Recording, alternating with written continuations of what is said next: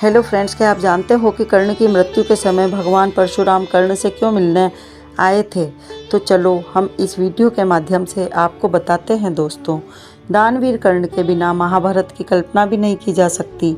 साथ ही इस बात से इनकार भी नहीं किया जा सकता, कौरवों का सेनापति कर्ण स्वयं के प्रतिद्वंदी अर्जुन से भी ज़्यादा बड़े धनुर्धर था। इसकी तारीफ भी भगवान श्री कृष्ण ने की थी। कर्ण एक शक्तिशाली योद्धा बल्कि बहुत बड़े दानवीर भी थे। बिना युद्ध का परिणाम सोचे उन्होंने अपने कवच कुंडल दान में दे दिए थे। लेकिन कहते हैं कुछ संगति का असर घातक होता है और यहाँ पर कर्ण और दुर्योधन से मित्रता का परिणाम था, जिसके कारण उन्होंने कई गलतियाँ की थी, जिसने कर्ण को महाभारत के युद्ध में कमज़ोर बना दिया था। लेकिन कर्ण की मृत्यु के लिए घातक बना एक ऐसा श्राप जो कर्ण की मृत्यु के लिए बहुत बड़ा जिम्मेदार था। लेकिन क्या आप जानते हैं कर्ण के अंतिम समय में भगवान परशुराम उनसे मिलने के लिए पहुंचे थे? उस समय कर्ण से क्या कहा होगा? अगर आप नहीं जानते हैं तो हम बताते हैं दोस्तों।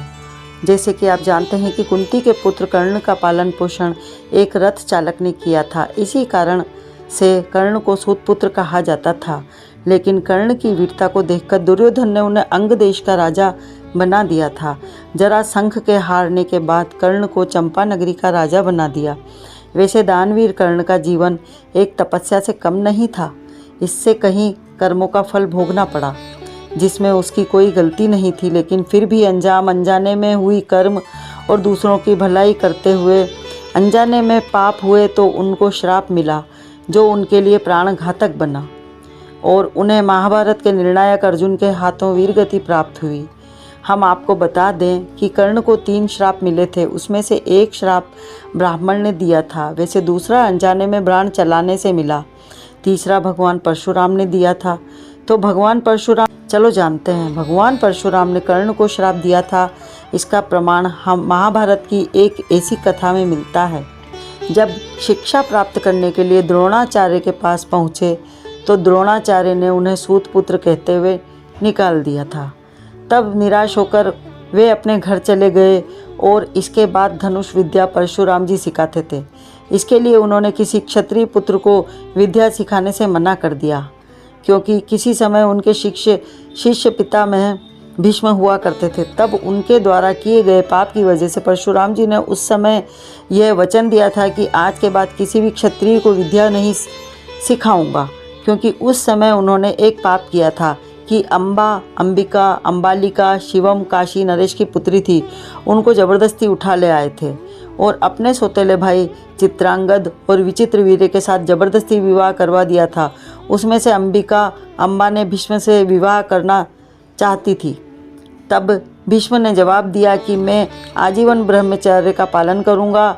इस वजह से वह भगवान परशुराम जी के पास और अपने न्याय की भीख मांगने के लिए गई थी। तब परशुराम जी ने उसको आश्वासन देते हुए कहा था कि मैं आपका मदद जरूर करूंगा, लेकिन वह मदद नहीं कर पाए, क्योंकि उस समय भीष्म युद्ध हो रहा था और युद्ध का निर्णय नहीं हो पा रहा था। तब भगवान श्री कृष्ण ने उनका निर्णय करवाया और उस समय भगवान परशुराम जी ने प्रतिज्ञा ली थी कि आज के बाद मैं किसी क्षत्रिय को विद्या नहीं सिखाऊंगा। तब से परशुराम जी केवल ब्राह्मणों को, कर्ण ब्राह्मण का वेश लेकर भगवान परशुराम जी के पास पहुंचा। परशुराम जी ने कर्ण की प्रतिभा को देखकर अपना शिष्य बना लिया।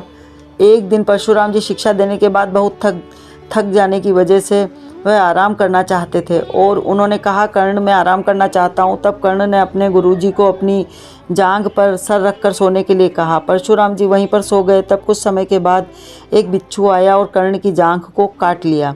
डंक मारना शुरू कर दिया और उसकी पीड़ा इतनी असहनीय थी कि वह सहन नहीं कर पा रहे थे, पर करते भी क्या? अगर वह अपनी जंघा को हटा लेते तो गुरुदेव की नींद भंग हो जाती।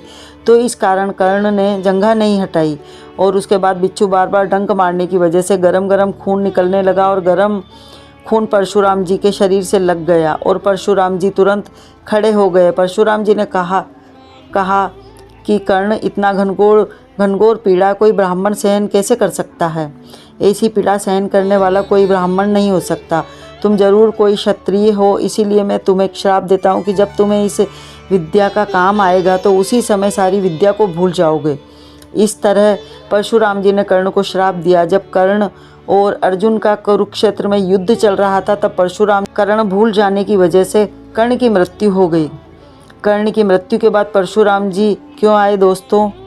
तो महाभारत युद्ध के बाद जब कर्ण अपनी अंतिम सांस ले रहे थे, तब भगवान परशुराम जी उनके पास आए थे और कहने लगे, इसी दिन के लिए मैंने श्राप दिया था कि हे कुंती पुत्र कर्ण, तुम्हें इसी युद्ध में हारने के बावजूद तुम्हें कुछ भी नहीं मिलेगा। अगर तुम वासुदेव कृष्ण के होते हुए भी युद्ध में जीत जाओगे तो तुम कंगाल हो जाओगे।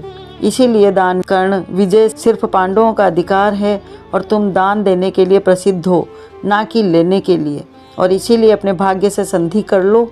अभिमन्यु की हत्या में तुम्हें भाग्य लेकर दुर्योधन के कर्ज से मुक्त हो चुके हो। हे पुत्र, मेरे आशीर्वाद की छाया में आ जाओ और याद रखो, मृत्यु लोक हो या स्वर्ग लोक, जब वीरों और महावीरों में तुम्हारा नाम लिया जाएगा तो सब वीर खड़े होकर तुम्हारे नाम की जय जयकार करेंगे। यही थी परशुराम के द्वारा कर्ण से मिलने की श्राप की कथा। तो दोस्तों, आपको वीडियो कैसा लगा हमें कमेंट में ज़रूर बताइए।